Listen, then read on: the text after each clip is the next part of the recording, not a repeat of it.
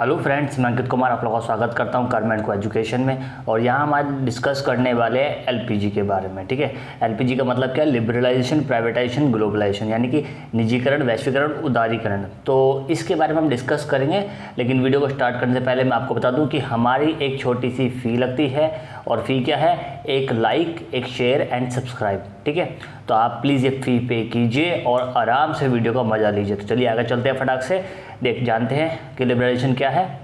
देखिए, लिबरलाइजेशन को बात करें, जब हम इसका इंट्रोडक्शन अगर हम देखें तो ये हमारे यहाँ पर एक रिफॉर्म आया था 1991 में, जिसको लाने वाले थे हमारे उस समय के जो वित्त मंत्री हैं, जिनका नाम था डॉक्टर मनमोहन सिंह। तो लिबरलाइजेशन को हम एक प्रकार से जानते हैं किस लिबरलाइजेशन जो हमारी पॉलिसी है उसमें प्राइवेटाइजेशन और ग्लोबलाइजेशन भी ऐड है, यानी कि हम इसको एलपीजी एक प्रकार से बोलते हैं। ठीक है, LPG, liberalisation, privatisation, globalisation. Liberalisation का मतलब है उदारीकरण, प्राइवेटाइजेशन का मतलब है निजीकरण और ग्लोबलाइजेशन का मतलब है वैश्वीकरण या भूमंडलीकरण।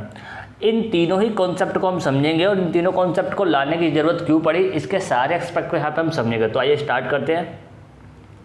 बात करें अगर हम एलपीजी के बारे में, तो ये एलपीजी एक पॉलिसी है। ठीक है, टाइप्स ऑफ इकोनॉमी है और यहीं से हम इसको बोल सकते हैं कि एक प्रकार से न्यू इकोनॉमिक पॉलिसी यहाँ से हमारी स्टार्ट होती है। कब से ये स्टार्ट हो रही है? एक प्रकार से 1991 से। ठीक है, अब 1991 में ऐसी पॉलिसी लाने की हमें जरूरत क्यों पड़ी?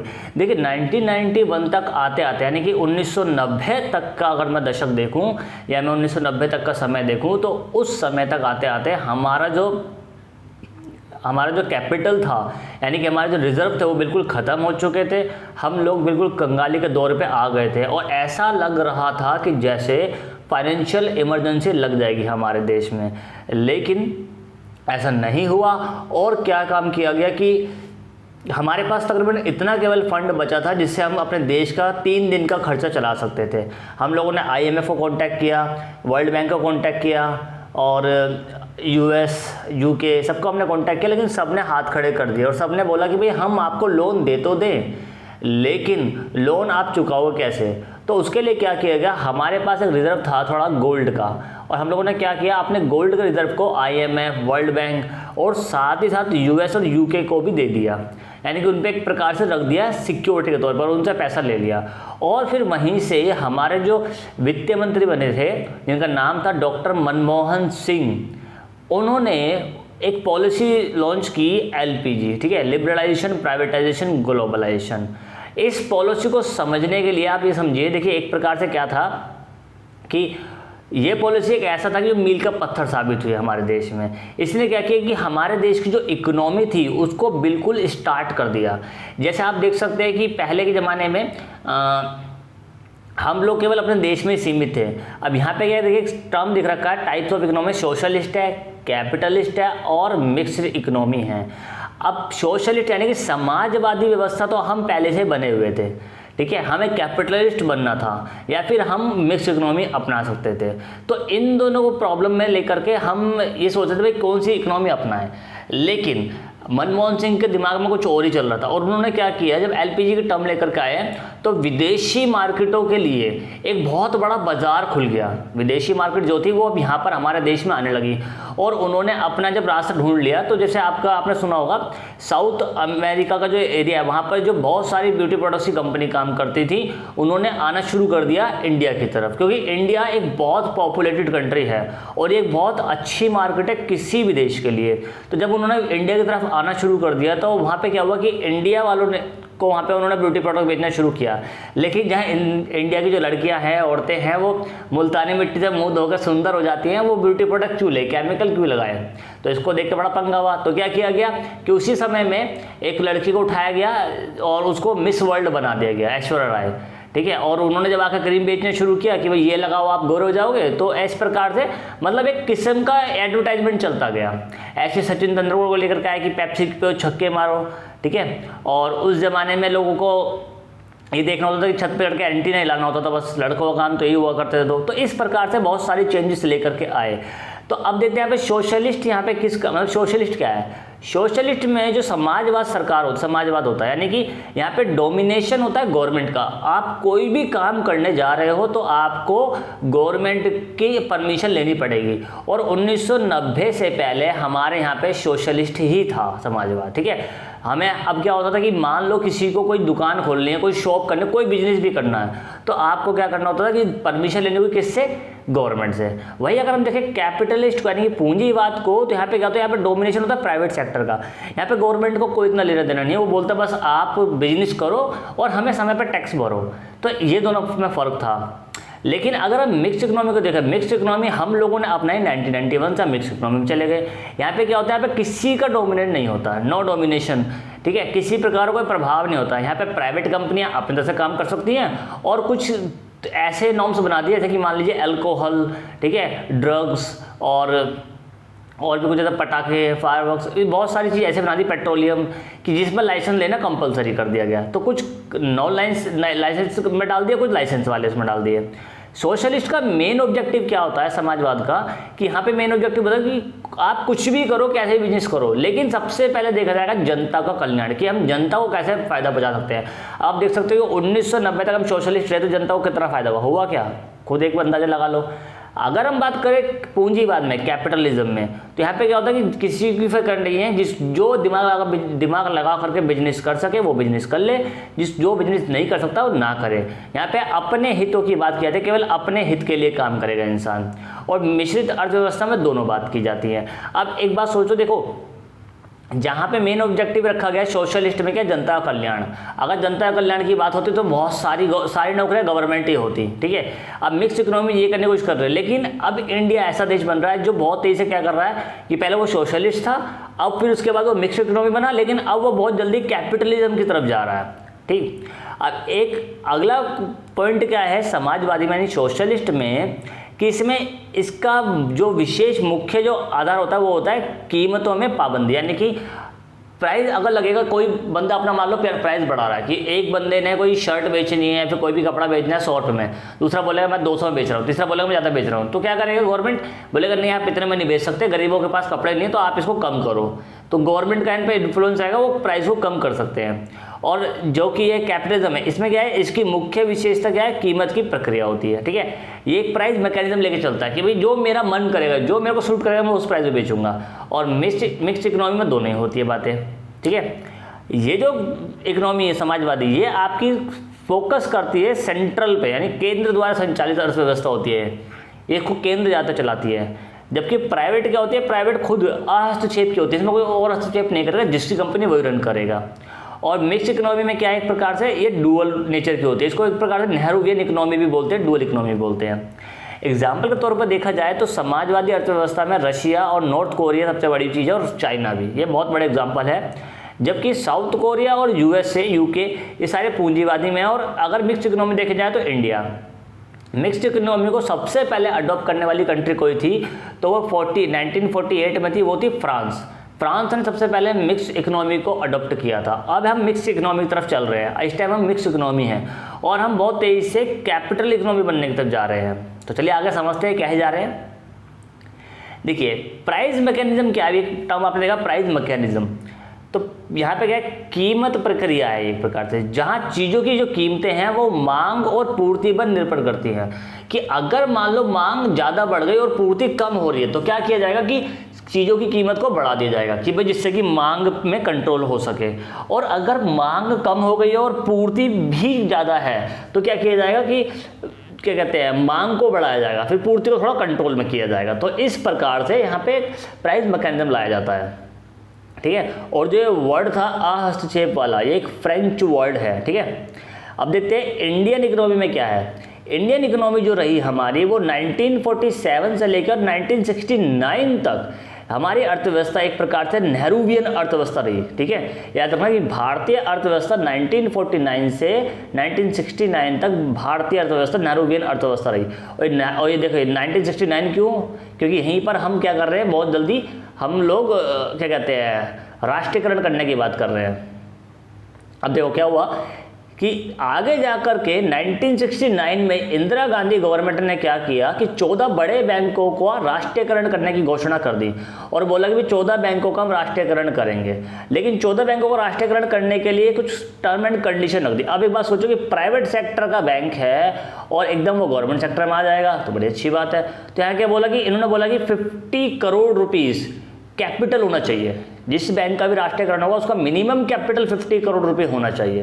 तो ऐसे 14 बैंकों को फाइंड किया गया और 14 बैंकों का राष्ट्रीयकरण कर लिया।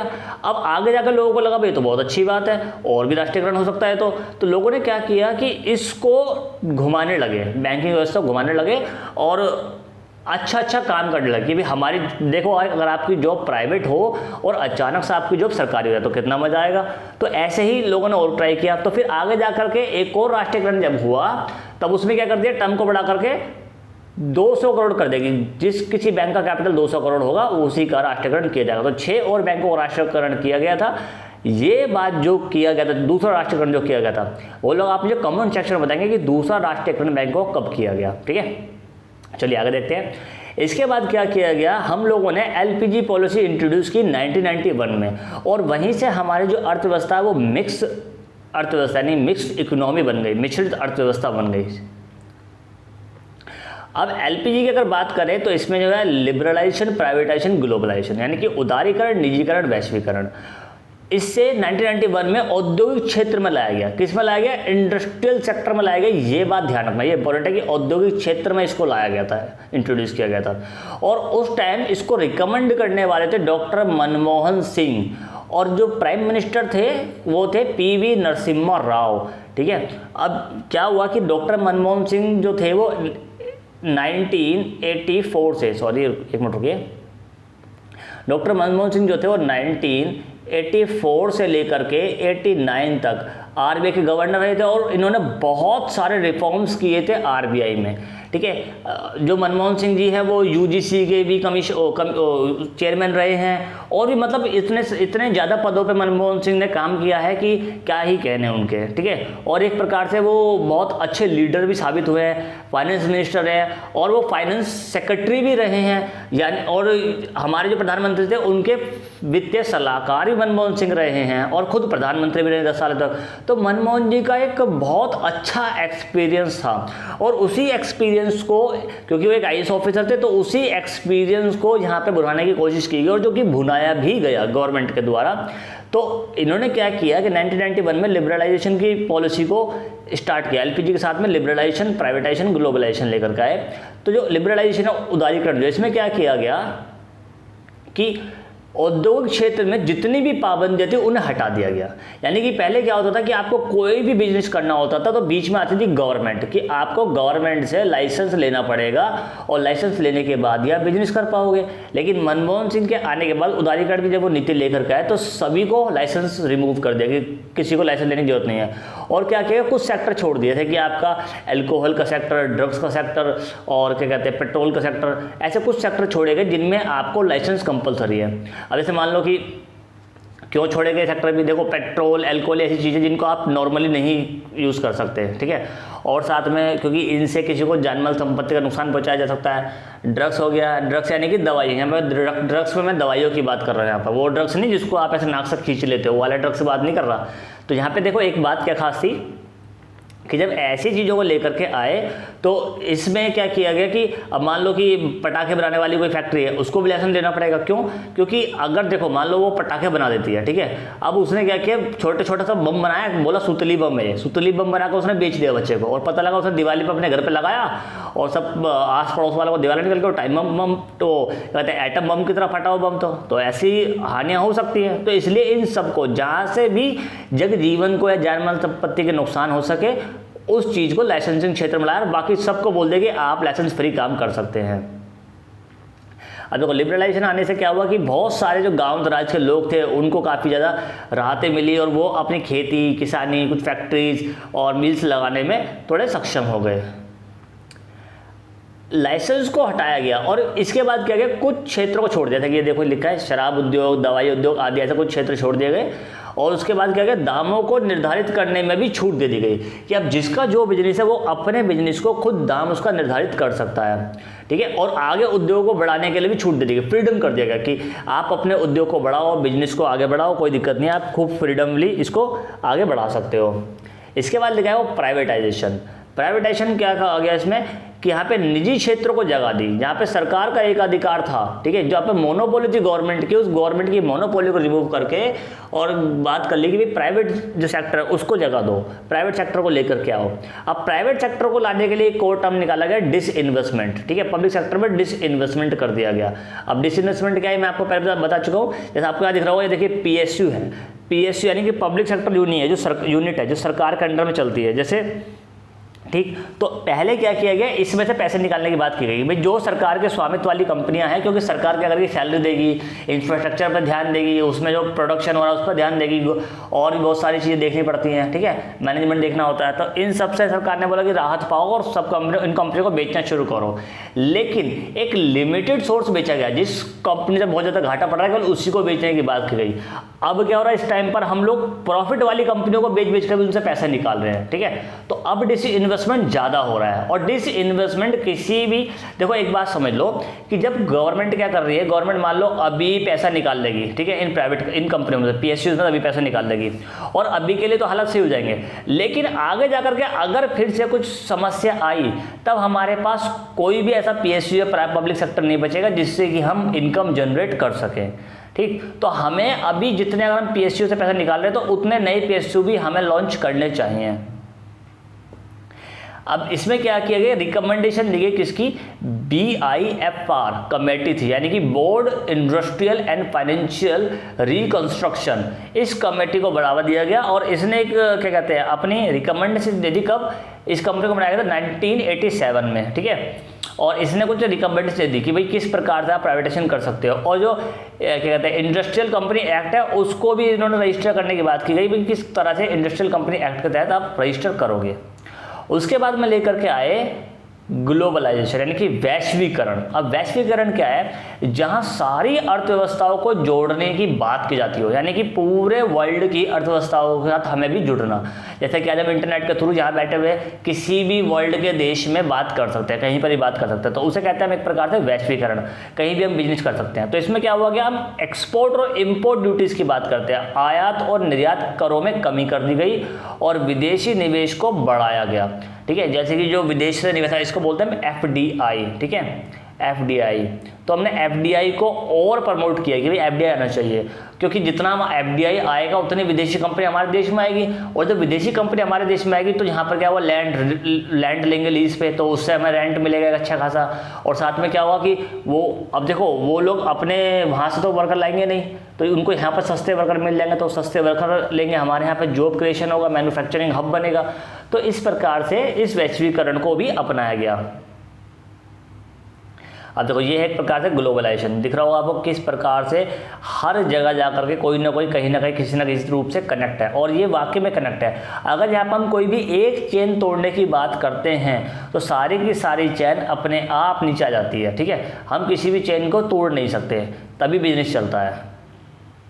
तो ये था आपका LPG का पूरा सिस्टम। आई होप आपको LPG का सिस्टम समझ में आया होगा, और अगर कोई क्वेरी है या वीडियो अच्छी लगे तो प्लीज़ कमेंट सेक्शन में बताइए, हम और भी अच्छी अच्छी वीडियो बनाएंगे। तब तक के लिए